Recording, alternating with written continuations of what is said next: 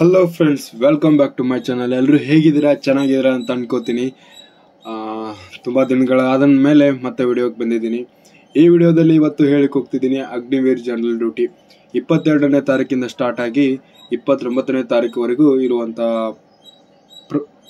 ಪ್ರಶ್ನೆಗಳನ್ನು ಅಥವಾ ಕ್ವಶನ್ ಪೇಪರ್ಸನ್ನು ನಾನು ಸಾಲ್ವ್ ಮಾಡ್ಲಿಕ್ಕೆ ಹೋಗ್ತಿದ್ದೀನಿ. ಇದು 22 ಏಪ್ರಿಲ್ 2024 ಶಿಫ್ಟ್ 1 ಆಗಿರುತ್ತೆ. ಏನಪ್ಪ ಇವತ್ತು 26, ನೀವು ಇನ್ನೂ 22ನೇದು ಬಿಡ್ತಿದ್ದೀರಾ? ಓಕೆ, ಟೈಮ್ ಇರಲಿಲ್ಲ. ಆ್ಯಂಡ್ ಇವನ್ನೆಲ್ಲ ಕಲೆಕ್ಟ್ ಮಾಡಬೇಕಂದ್ರೆ ಸ್ವಲ್ಪ ಟೈಮ್ ಬೇಕಾಗುತ್ತೆ. ಸೊ ನಾನೆಲ್ಲ ಕವರ್ ಮಾಡ್ತೀನಿ ಅಂತ ಹೇಳ್ತೀನಿ. 22ನೇ ತಾರೀಕಿದಾಗಿರ್ಬೋದು, 23, 24 ಶಿಫ್ಟ್ 1, 2, 3 ಎಲ್ಲ ಕವರ್ ಮಾಡ್ತೀನಿ. ನಿಮಗೆ ವಿದ್ಯಾರ್ಥಿಗಳಿಗೆ ಏನು ಹೇಳೋದಂದರೆ, ನೀವು ಇದನ್ನು ವಿಡಿಯೋ ನೋಡೋದ್ರಿಂದ ನಿಮಗೆ ಯಾವ ರೀತಿ ಕ್ವಶನ್ ಬರ್ಬೋದು, ಯಾವ ರೀತಿ ಯಾವ ಟಾಪಿಕ್ ಮೇಲೆ ಯಾವ ರೀತಿ ಕ್ವಶನ್ ಕೇಳ್ಬೋದು ಅವರು ಅಂತ ಒಂದು ಐಡಿಯಾ ಬರುತ್ತೆ ಅಂತ ಹೇಳಕ್ಕೆ ಇಷ್ಟಪಡ್ತೀನಿ. ಇವಾಗ ಎಕ್ಸಾಂಪಲ್ ನೀವು ಫಸ್ಟ್ ಕ್ವಶನ್ ನೋಡ್ಬೋದು. Mafia is corrected by using. Mafia ಅನ್ನೋದು ಅದು ಯಾವುದಕ್ಕೆ ಯೂಸ್ ಮಾಡ್ತಾರೆ ಅಂದರೆ, ಅದು ಯೂಸ್ ಮಾಡೋದು ಕಾನ್ಕೇವ್ ಲೆನ್ಸ್ ಅಂತ. ಕರೆಕ್ಟೆಡ್ ಬೈ ಕಾನ್ಕೇವ್ ಲೆನ್ಸ್ ಆಗಿರುತ್ತೆ. ಸೊ ಇದೇ ಥರ ನಿಮಗೆ ಕ್ವಶನ್ ಕೇಳ್ಬೋದು. ಇವಾಗ ಏನು ಕೇಳಿದ್ರು, mafia is corrected by using concave lens ಅಂತ ಕರೆಕ್ಟ್ ಆಯಿತು. ಇವಾಗ ಕನ್ವೆಕ್ಸ್ ಲೆನ್ಸ್ ಇದು ಯಾವುದಕ್ಕೆ ಸಂಬಂಧಪಟ್ಟಿದೆ ಅಂತಲೂ ಕೇಳ್ಬೋದು. ಸೊ ಶಿಫ್ಟ್ 1ನಲ್ಲಿ ಕೇಳಿದ ಕ್ವಶನ್ನು ಮತ್ತೆ ಅದೇ ಬರುತ್ತೆ ಅಂತ ಹೇಳೋಕ್ಕಾಗಲ್ಲ. ಸೊ ಆ ಟಾಪಿಕ್ ಮೇಲೆ ಸ್ವಲ್ಪ ಟ್ವಿಸ್ಟ್ ಮಾಡಿ ಕ್ವಶನ್ಸ್ ಕೇಳ್ತಾ ಇರ್ತಾರೆ ಅವರು. ಸೊ ಎಲ್ಲರೂ ಚೆನ್ನಾಗಿ ಮಾಡಿದ್ದೀರಾ ಅಂತ ಅನ್ಕೋತೀನಿ. ಒಂದು 60 ಮಿನಿಟ್ ಟೈಮಲ್ಲಿ ಮಾಡಿರ್ತೀರಾ. ಸೊ ಮೊದಲನೇ ಕ್ವಶನ್ ಇದಾಗಿರುತ್ತೆ. ಆನ್ಸರ್ ಈಸ್ ಕಾನ್ಕೇವ್ ಲೆನ್ಸ್ ಆಗಿರುತ್ತೆ. ಹಾಗೆ ಮುಂದಿನ ಪ್ರಶ್ನೆಯನ್ನು ನೋಡ್ತಾ ಹೋಗೋಣ ಬನ್ನಿ. ಈ ವಿಡಿಯೋ ಇಷ್ಟ ಆದರೆ ಲೈಕ್ ಮಾಡಿ, ಹಾಗೆ ಸಬ್ಸ್ಕ್ರೈಬ್ ಮಾಡಿ. ಮುಂದಿನ ಪ್ರಶ್ನೆ, ಕೆಮಿಕಲ್ ಮೇಲೆ ಕೇಳಿದರೆ vitamin C. Chemical name of vitamin C. ಇದಕ್ಕೆ ಸರಿಯಾದ ಉತ್ತರ ಆಸ್ಕೋರ್ಬಿಕ್ ಆಸಿಡ್, ಅಂದರೆ ಆಪ್ಷನ್ ಬಿ ಸರಿಯಾದ ಉತ್ತರ ಆಗಿರುತ್ತೆ. ವಿಟಮಿನ್ ಸಿ ಮೇಲೆ ಕೇಳಿದರೆ ವಿಟಮಿನ್ಸ್ ಅಂದರೆ ಇವಾಗ ವಿಟಮಿನ್ ಕೆ ಆಗಿರ್ಬೋದು. ಅಂದರೆ ಸೈನ್ಸಲ್ಲಿ ಕೇಳುವಂಥ ಪ್ರಶ್ನೆಗಳಿಗೆ ನೀವು ಫೋಕಸ್ ಮಾಡಬೇಕಾಗತ್ತೆ. 50 ಪ್ರಶ್ನೆಗಳಿರ್ತವೆ. ಒಂದು ಪ್ರಶ್ನೆಗೆ 2 ಮಾರ್ಕ್ಸ್ ಇರ್ತವೆ. ಸೊ ಸರಿಯಾಗಿ ನೋಡಿ ಹಾಕಬೇಕಾಗತ್ತೆ. ಇವಾಗ ಮುಂದಿನ ಪ್ರಶ್ನೆ ನೋಡೋಣ. ಮಹಾತ್ಮ ಗಾಂಧಿ ಡೆಡ್ ಆಟ್. ಪ್ರಶ್ನೆ ನೋಡಿ, ಮಹಾತ್ಮ ಗಾಂಧೀಜಿಯವರು ಯಾವ ಪ್ರದೇಶದಲ್ಲಿ ತೀರ್ಕೊಂಡ್ರು? ಆಪ್ಷನ್ ಬಿ ದೆಹಲಿ ಬಿರ್ಲಾ ಮಂದಿರ್ ಅಂತ ಬರುತ್ತೆ. ಇಲ್ಲಿ ಕ್ವಶನ್ ನೋಡಿ, ಶಿಫ್ಟ್ 1ನಲ್ಲಿ ಹೀಗೆ ಕೇಳಿದಾರೆ, ಮಹಾತ್ಮ ಗಾಂಧಿ ಎಲ್ಲಿ ತೀರ್ಕೊಂಡ್ರಂತ. ಇವಾಗ ಕ್ವಶನ್ ಈ ಥರನೂ ಕೇಳ್ಬೋದಲ್ಲ, ಮಹಾತ್ಮ ಗಾಂಧಿನ ಯಾರು ಕೊಂದ್ರು? ಕಮೆಂಟ್ ಮಾಡಿ ಯಾರು ಕೊಂದ್ರು ಅಂತ. ಆ್ಯಂಡ್ ಇಲ್ಲಿ ಇಸ್ವಿ ಬಂದ್ಬಿಟ್ಟು 1948 ಇವರು ಡೆತ್ ಆಗ್ತಾರೆ. ನಾಥೋರಾಮ್ ಗೋಡ್ಸೆ ಅವರು ಇವ್ರನ್ನ ಶೂಟ್ ಮಾಡ್ತಾರೆ. ಅದು ದೆಹಲಿ ಬಿರ್ಲಾ ಮಂದಿರದಲ್ಲಿ. ಕ್ವಶನ್ ಈ ರೀತಿ ಬಂದಿದೆ. ಆ್ಯಂಡ್ ಮುಂದಿನ ಕ್ವಶನ್ ನೋಡ್ಬೇಕಾದ್ರೆ, who is present education minister of India? ನೋಡಿ, ಇಲ್ಲಿ ಇದು ಕರೆಂಟ್ ಅಫೇರ್ಸ್ ಅಲ್ಲಿ ಬರುತ್ತೆ. ಇವಾಗ ಪ್ರೆಸೆಂಟ್ ಎಜುಕೇಶನ್ ಮಿನಿಸ್ಟರ್ ಯಾರಂದ್ರೆ ಆಪ್ಷನ್ ಸಿ ಶ್ರೀ ಧರ್ಮೇಂದ್ರ ಪ್ರಧಾನ್. ಸರಿಯಾದ ಉತ್ತರ ಆಪ್ಷನ್ ಸಿ ಆಗಿದೆ. ಇದೇ ಥರ ಎಜುಕೇಶನ್ ಮಿನಿಸ್ಟರ್ ಆಗ್ಬೋದು, ಡಿಫೆನ್ಸ್ ಮಿನಿಸ್ಟರ್ ಆಗ್ಬೋದು. ಡಿಫೆನ್ಸ್ ಮಿನಿಸ್ಟರ್ ಆಪ್ಷನ್ ಕೂಡ ಕೊಟ್ಟಿದ್ದಾರೆ, ರಾಜನಾಥ್ ಸಿಂಗ್. ಆ ರೀತಿ ಕ್ವಶನ್ಸ್ ಬರ್ತಿದ್ದಾವೆ, ಸ್ವಲ್ಪ ಫೋಕಸ್ ಮಾಡಿ.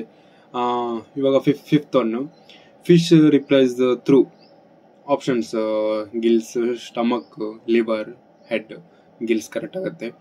ಮುಂದಿನ ಪ್ರಶ್ನೆ, garba is the folk dance of Assam, Bihar, Jharkhand, Gujarat. ಸರಿಯಾದ ಉತ್ತರ ಗುಜರಾತ್ ಆಗಿರುತ್ತೆ.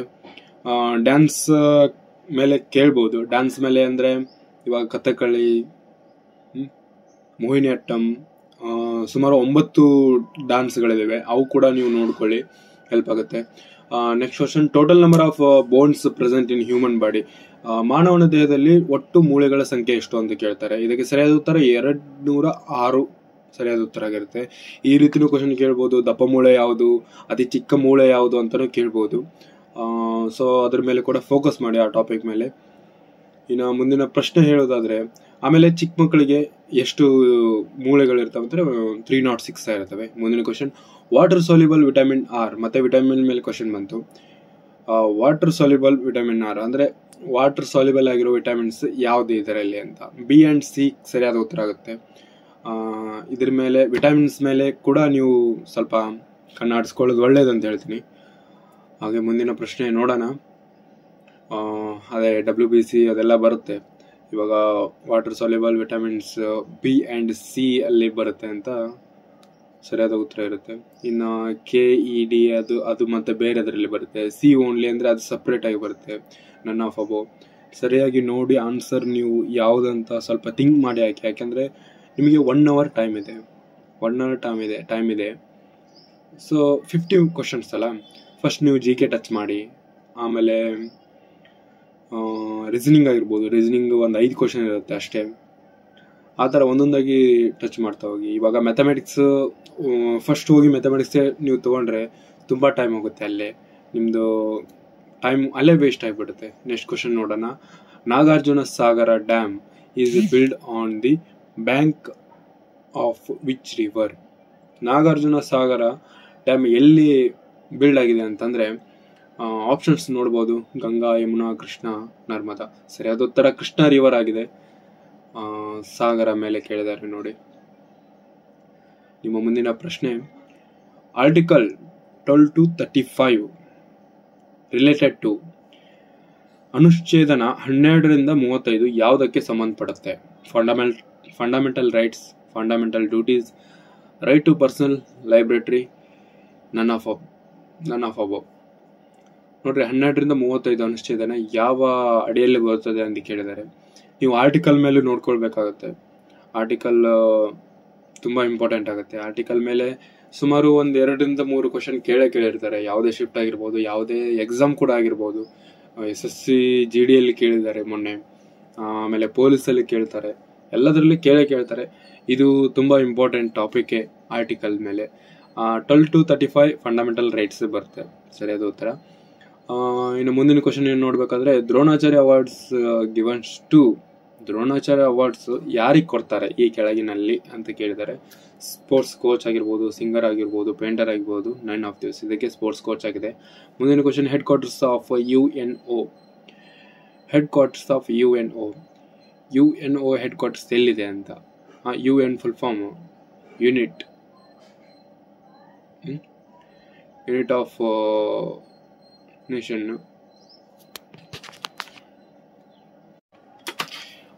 UNO ಅಂದರೆ ಯುನೈಟೆಡ್ ನೇಷನ್ಸ್. ಹೆಡ್ ಕ್ವಾರ್ಟರ್ಸ್ ಎಲ್ಲಿ ಬರುತ್ತೆ ಅಂದರೆ ನ್ಯೂಯಾರ್ಕಲ್ಲಿ ಕಂಡು ಬರುತ್ತೆ. ನೆರೆಹೊರೆ ದೇಶದ ಕ್ವಶನ್ಸ್ ಕೂಡ ಬರ್ತವೆ. ನೇಬರ್ ಕಂಟ್ರೀಸ್ ಮೇಲೆ ಅವನು ಕೂಡ ನೋಡ್ಕೋಬೇಕಾಗತ್ತೆ. ಇನ್ನು ಮುಂದಿನ ಪ್ರಶ್ನೆ ನೋಡೋದಾದ್ರೆ, GK ಹೀಗೆ ಬರುತ್ತೆ ಅಂತ ಹೇಳಕ್ ಬರಲ್ಲ. ಅಂದರೆ GK ಕ್ವಶನ್ಸ್ ಇದೇ ಥರ ಬರ್ತವೆ, ಲಾಸ್ಟ್ ಟೈಮ್ ಕೇಳಿದ್ ಬರ್ತವೆ, ಅದೆಲ್ಲ ಸುಳ್ಳು. ಮುಂದಿನ ಕ್ವಶನ್ ನೋಡೋದಾದ್ರೆ, world war second fought in which year? World war 2 ಯಾವಾಗ ಆಯಿತು, ಯಾವ ವರ್ಷದಲ್ಲಿ ಆಯ್ತು ಅಂದರೆ, ಇದಕ್ಕೆ ಸರಿಯಾದ ಉತ್ತರ ಹೌದು, ಕನ್ಫ್ಯೂಸ್ ಆಗುವಂಗೆ ಹೇಗೆ ಕೊಟ್ಟಿದ್ದಾರೆ ನೋಡಿ. ಆಪ್ಷನ್ B, ಆಪ್ಷನ್ C ನೋಡ್ಬೋದಾಗಿದೆ ನೀವು. 1913. ಇಲ್ಲಿ ಏನಾಗುತ್ತೆ ಅಂದರೆ 1913 ಗೊತ್ತಿರುತ್ತೆ, ಯಾವಾಗ ಎಂಡ್ ಆಯ್ತು ಅಂದರೆ 1915 ಆಗಿರ್ಬೋದು, 1945. ತುಂಬ ಕನ್ಫ್ಯೂಷನ್ ಆಗುತ್ತೆ. ಸೊ ಸರಿಯಾದ ಆನ್ಸರ್ ಯಾವುದಂದ್ರೆ ಆಪ್ಷನ್ B, 1939 to 1945. ಕನ್ಫ್ಯೂಸ್ ಆಗ್ಲಿಕ್ಕೆ ಹೋಗಬೇಡಿ. ಕರೆಕ್ಟಾಗಿ ಸರಿಯಾಗಿ ನೋಡಿ ಆಪ್ಷನ್ಸನ್ನು ಚೂಸ್ ಮಾಡಬೇಕಾಗುತ್ತೆ ನೀವು. ಅದೇ ರೀತಿ 1914 and 1918 ಅದು ಯಾವುದಕ್ಕೆ ಸಂಬಂಧಪಟ್ಟಿದೆ ಅಂದರೆ ನೀವು ಯಾವುದನ್ನು ನೋಡಿ ಕರೆಕ್ಟಾಗಿ ಆಪ್ಷನ್ಸನ್ನು ನೀವು ಲೀಡ್ ಮಾಡಬೇಕಾಗುತ್ತೆ. ಮುಂದಿನ ಪ್ರಶ್ನೆ ನೋಡ್ಬೋದಾಗಿದ್ರೆ, army day is celebrated on, ಎಲ್ಲರಿಗೂ ಗೊತ್ತು 15 ಜನವರಿ, ಯಾಕಂದರೆ ಸೋಲ್ಜರ್ಸ್ ನಿಮ್ಗೆ ಗೊತ್ತೇ ಇರುತ್ತೆ. ಇನ್ನು ಮುಂದಿನ ಪ್ರಶ್ನೆ ನೋಡಬೇಕಾದ್ರೆ, ಅದಕ್ಕಿಂತ ಮೊದಲು ಅಕ್ಟೋಬರ್ 2, ಸೆಪ್ಟೆಂಬರ್ 5 ಆಗಿರ್ಬೋದು, 22 ಏಪ್ರಿಲ್, ಅವು ಯಾವುದಕ್ಕೆ ಸಂಬಂಧಪಟ್ಟಿವೆ ಅಂದರೆ, ಇವಾಗ ಆರ್ಮಿ ಡೇ ಆಗಿರ್ಬೋದು, ನೇವಿ ಡೇ ಆಗಿರ್ಬೋದು, ಏರ್ಫೋರ್ಸ್ ಡೇ ಆಗಿರ್ಬೋದು, ಇವು ಯಾವ ದಿನದಲ್ಲಿ ಸೆಲೆಬ್ರೇಟ್ ಮಾಡ್ತವೆ ಅಂತ ನೀವು ನೋಡ್ಕೊಳ್ಬೇಕಾಗತ್ತೆ. ಅದ್ರ ಮೇಲೆ ಕ್ವಶನ್ ಬಂದಿರುತ್ತೆ. ರಿಲೇಟೆಡ್ ಆಗಿ ಮುಂದಿನ ಶಿಫ್ಟಲ್ಲೂ ಕೇಳಬಹುದು. ಸೊ ಅದ್ರ ಮೇಲೆ ಫೋಕಸ್ ಮಾಡಿ ಅಂತ ಹೇಳ್ತೀನಿ. ಸೆಪ್ಟೆಂಬರ್ 5 ಅದಕ್ಕೆ ಅನ್ವಯಿಸುತ್ತೆ, ಹಾಗೆ ಅಕ್ಟೋಬರ್ 2 ಎದಕ್ಕೆ ಅನ್ವಯಿಸುತ್ತೆ ಅಂತ. ಮತ್ತೆ ಇವಾಗ ನೇವಿ ಎಷ್ಟು ಯಾವಾಗ ಬರುತ್ತೆ ಅಂದರೆ December 4 ಬರುತ್ತೆ. ಏರ್ಫೋರ್ಸ್ ಯಾವಾಗ ಬರುತ್ತೆ, ಹಾಗೆ ಆರ್ಮಿದು ಯಾವಾಗ ಬರುತ್ತೆ ಅಂದರೆ 15 ಜನವರಿ ಅಂತ ಕೇಳಿದ್ದಾರೆ. ಮುಂದಿನ ಪ್ರಶ್ನೆ, ದಂಡಿ ಮಾರ್ಚ್ ಸ್ಟಾರ್ಟೆಡ್ ಫ್ರಮ್. ದಂಡಿ ಯಾತ್ರೆ ಎಲ್ಲಿಂದ ಸ್ಟಾರ್ಟ್ ಆಯ್ತು ಅಂತ. Ahmedabad, south Africa, Delhi, none of this. ಸರಿಯಾದ ಉತ್ತರ ಅಹಮದಾಬಾದ್, ಗುಜರಾತ್ ಇಂದ ಸ್ಟಾರ್ಟ್ ಆಗುತ್ತೆ. ಇದನ್ನ ಗಾಂಧಿ ಅವರು ಸ್ಟಾರ್ಟ್ ಮಾಡ್ತಾರೆ. ಇನ್ನು ಮುಂದಿನ ಪ್ರಶ್ನೆ, Gautam Buddha attend Kushinagar. Kushinagar is located at. Kushinagar ಎಲ್ಲಿ ಕಂಡು ಬರ್ತದೆ ಅಂತ ಕೇಳಿದಾರೆ. ಗೌತಮ್ ಬುದ್ಧ ಕುಶಿನಗರದಲ್ಲಿ ಧ್ಯಾನಿಸುತ್ತಾರೆ. ಕುಶಿನಗರ ಎಲ್ಲಿ ಕಂಡು ಬರ್ತದೆ ಅಂದ್ರೆ ಆಪ್ಷನ್ಸ್ ಅಲ್ಲಿ ಕೊಟ್ಟಿದ್ದಾರೆ, Uttar Pradesh, Assam, Uttarakhand and none of this. ಇದಕ್ಕೆ ಸರಿಯಾದ ಉತ್ತರ ಆಪ್ಷನ್ ಎ ಉತ್ತರ ಪ್ರದೇಶ ಆಗಿದೆ. ಉತ್ತರ ಪ್ರದೇಶದಲ್ಲಿ ಕುಶಿನಗರ ಕಂಡು ಬರ್ತದೆ. ಗೌತಮ್ ಬುದ್ಧ ಬಗ್ಗೆ ನೋಡಿದ್ದಾರೆ. ಮತ್ತೆ ಈ ಶಾಸನಗಳ ಬಗ್ಗೆ ಕೇಳ್ಬೋದು ನಿಮಗೆ. ಆಮೇಲೆ ಈ ವಿಡಿಯೋದಲ್ಲಿ ನಾನು ಜಸ್ಟ್ ನಾನು GK ಮಾತ್ರ ಹೇಳ್ತಾ ಹೋಗಿದ್ದೀನಿ, ಮ್ಯಾಥಮೆಟಿಕ್ಸ್ ಹೇಳಿಲ್ಲ. ಮ್ಯಾಥಮೆಟಿಕ್ಸ್ ನನ್ನ ಕ್ವಶನ್ಸ್ ತುಂಬ ಸಿಕ್ಕಿಲ್ಲ, ಸೊ ಅದಕ್ಕೋಸ್ಕರ ನಾನು ಹೇಳಿಕ್ಕೆ ಹೋಗಿಲ್ಲ. ಸೊ ಹಾಗೆ ಮುಂದಿನ ಪ್ರಶ್ನೆಗಳನ್ನು ನೋಡ್ತಾ ಹೋಗೋಣ. ಇದು ಸರಿಯಾದ ಉತ್ತರ ಉತ್ತರ ಪ್ರದೇಶ ಆಗಿದೆ. ಇನ್ನು ಮುಂದಿನ ಪ್ರಶ್ನೆ ನೋಡೋದಾದ್ರೆ, ಇನ್ನೊಂದು ಹೇಳ್ಬೇಕಾಗಿತ್ತು. ಇಲ್ಲಿ ಗೌತಮ್ ಬುದ್ಧ ಅವರು ಜನ್ಮಸ್ಥಳ ಕೂಡ ಕುಶಿನಗರ ಆಗಿದೆ. ಆಮೇಲೆ ಇನ್ನೊಂದು ಮುಂದಿನ ಪ್ರಶ್ನೆ, largest refinery of India is. ಈ ಸರಿಯಾದ ಉತ್ತರ ಜಮುನಾನಗರ್ ಆಗಿದೆ. ಮುಂದಿನ ಪ್ರಶ್ನೆ, which city is located on bank of Yamuna river. Yamuna river ಎಲ್ಲಿ ಕಂಡು ಬರ್ತದೆ ಅಂದ್ರೆ option Agra, Jammu, Srinagar, all of above. ಸರಿಯಾದ ಉತ್ತರ ಆಗ್ರಾದಲ್ಲಿ ಕಂಡು ಬರ್ತದೆ. ತಾಜ್ ಮಹಲ್ ಎಲ್ಲಿ ಬರುತ್ತೆ ಅಂದ್ರೆ ಆಗ್ರಾದಲ್ಲಿ ಕಂಡು ಬರ್ತದೆ. ತಾಜ್ ಮಹಲ್ ಹಿಂದ್ಗಡೆ ಯಾವ ನದಿ ಹರಿಯುತ್ತದೆ ಅಂದ್ರೆ ಯಮುನಾ ನದಿ ಹರಿಯುತ್ತದೆ. ಇನ್ನು ಜಮ್ಮು ಎದಕ್ಕೆ ಸಂಬಂಧಪಟ್ಟಿದೆ, ಶ್ರೀನಗರ ಎಲ್ಲಿ ಹರಿಯುತ್ತೆ, ಇವೆಲ್ಲ ನೋಡ್ಕೋಬೇಕು. ಕೊಂಡ್ರೆ ನಿಮಗೆ ಅಂದ್ರೆ ಯಾವ ಟಾಪಿಕ್ ಮೇಲೆ ಕ್ವಶನ್ ಕೇಳ್ತಿದ್ದಾರೆ ಅಂತ ಒಂದು ಐಡಿಯಾ ಬಂದಿರುತ್ತೆ ನಿಮಗೆ ಆಲ್ರೆಡಿ. ಯಾವ ರೀತಿ ಕೇಳ್ತಿದ್ದಾರೆ ಕ್ವಶನ್ಸ್ ಏನು ಅಂತ. ನೀವು ನಿಮ್ಗೆ ಏನಾದರೂ ಡೈಲಿ ಕ್ವಶನ್ಸ್, ನಮಗೆ GK ಕ್ವಶನ್ಸ್ ನೋಡಬೇಕು, GK ಕ್ವಶನ್ ಕೇಳಬೇಕು, ನಾವು ಸಿಂಪಲ್ ಆಗಿರೋದನ್ನೇ ಕ್ವಶನ್ ಕೇಳ್ತಿರ್ತಾರೆ. ಕ್ವಶನ್ ಎಲ್ಲ ನೋಡ್ಬೇಕಂದ್ರೆ ನನ್ನ ಚಾನಲಲ್ಲಿ ನಾನು ತುಂಬಾ ವಿಡಿಯೋಸ್ ಮಾಡಿದ್ದೀನಿ ಕನ್ನಡದಲ್ಲಿ ನೋಡ್ಬೋದು. ಮುಂದಿನ ಪ್ರಶ್ನೆ ನೋಡೋದಾದ್ರೆ, green colour of leaves is due to. Green colour of leaves due to. Green colour ಎಲೆಗಳು ಇಲ್ಲಿ ಕೆಳಗಡೆ ಆಪ್ಷನ್ಸ್ ನೋಡ್ಬೋದು ನೀವು. ಒಂದು ನಿಮಿಷ, ಏನು ಪ್ರಾಬ್ಲಮ್ ಆಯಿತು ರೆಕಾರ್ಡಿಂಗ್ ಟೈಮಲ್ಲಿ, ಸ್ವಲ್ಪ ಪ್ರಾಬ್ಲಮ್. ಓಕೆ, ಸರಿ ಹೋಯ್ತು. Green colour of leaves is due to. ಇದಕ್ಕೆ ಸರಿಯಾದ ಉತ್ತರ ನೋಡಿ, ಆಸಿಡ್ ನೋಡಿದ್ವಿ ನಾವು, ಸನ್ಲೈಟು, ವಾಟರ್, ನನ್ ಆಫ್ ಅಬೋ.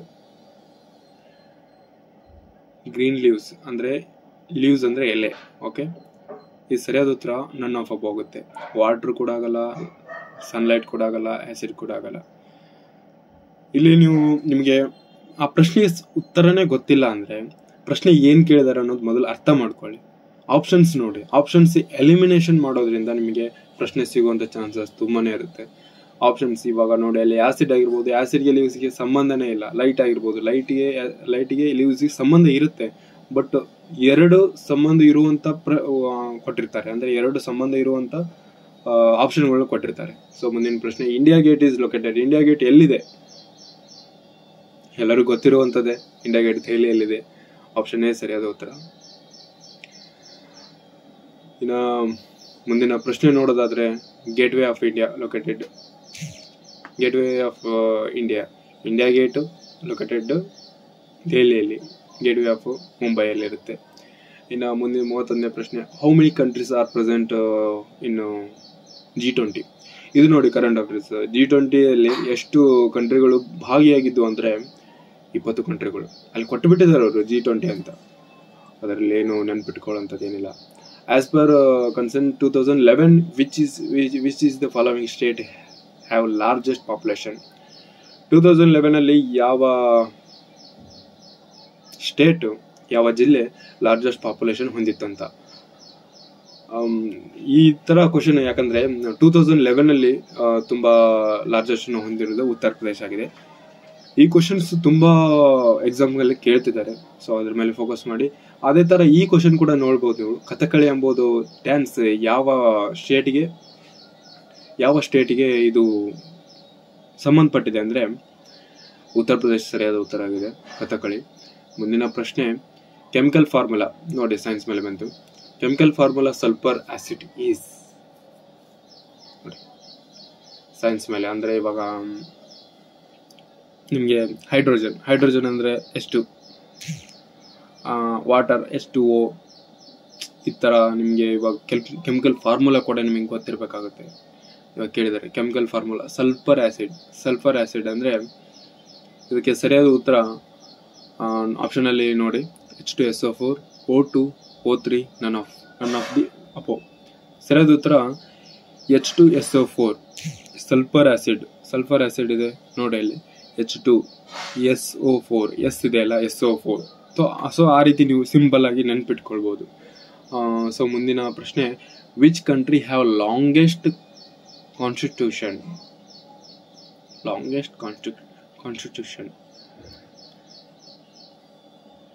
ನೋಡಿ, ಇದು ನೆರೆಹೊರೆ ದೇಶದ ಪ್ರಶ್ನೆ, ಅಂದರೆ ಕಂಟ್ರಿ ನೇಬರ್ ಕಂಟ್ರಿ ಬರುತ್ತೆ, ಸೊ ಇಂಡಿಯಾ ಆಗಿರುತ್ತೆ.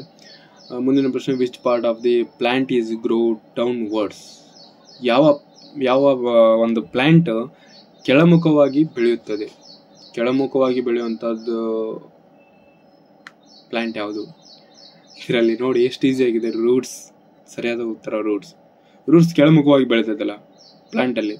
ಇದರಲ್ಲಿ ಬರ್ಡ್ಸ್ ಲೀವ್ಸ್ ಕೆಳಮುಖವಾಗಿ ಬೆಳೀತೈತೆ, ಇಲ್ಲ, ಲೀವ್ಸ್ ಮೇಲ್ಗಡೆನೆ ಬೆಳೆಯೋದು, ರೂಟ್ಸ್ ಕೆಳಗಡೆ. ಈ ಥರ ಬೇಸಿಕ್ ನಿಮಗೆ ಗೊತ್ತಾಗಿರ್ಬೇಕಾಗತ್ತೆ.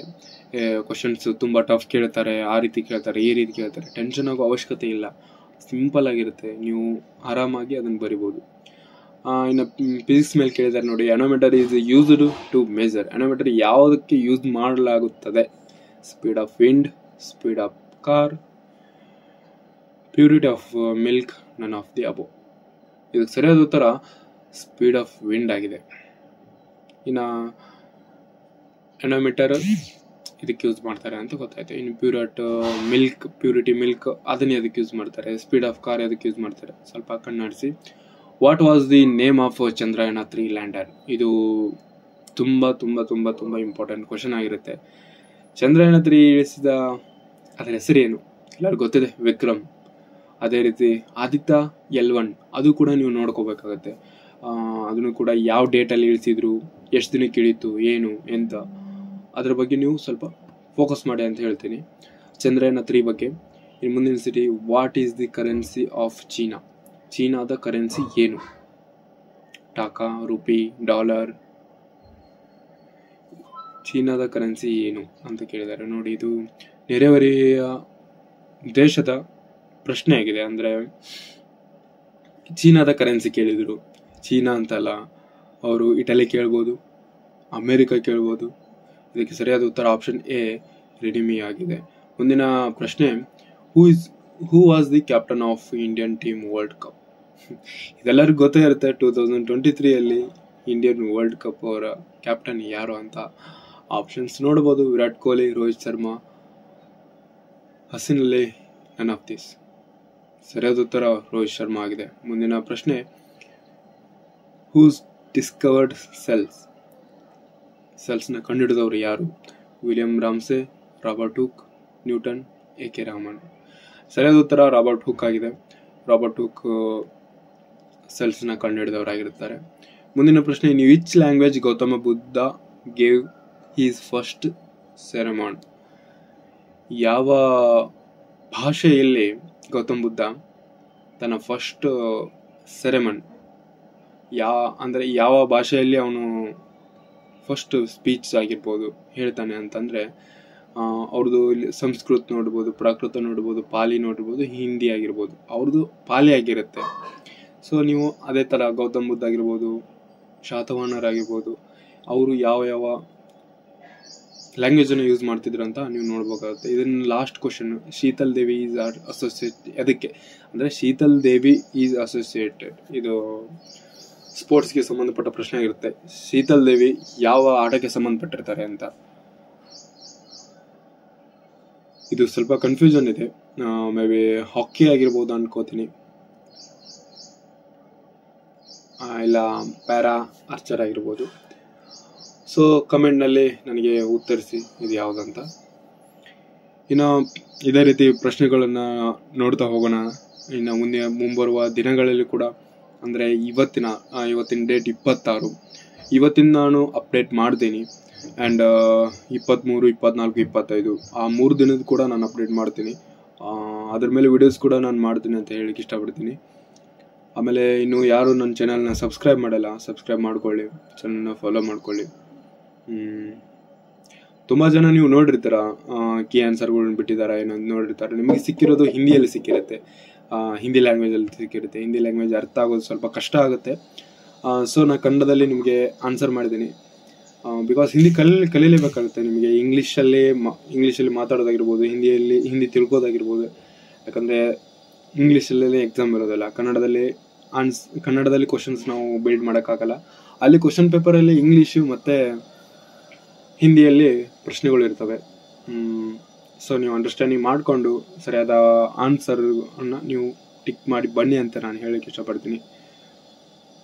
ಎಲ್ಲರದ್ದು ಈ ಸಾರಿ ಅಗ್ನಿವೀರ್ ಪಾಸ್ ಆಗೇ ಆಗುತ್ತೆ. ಎಲ್ಲರೂ ಪಾಸ್ ಆಗೇ ಆಗ್ತೀರಾ.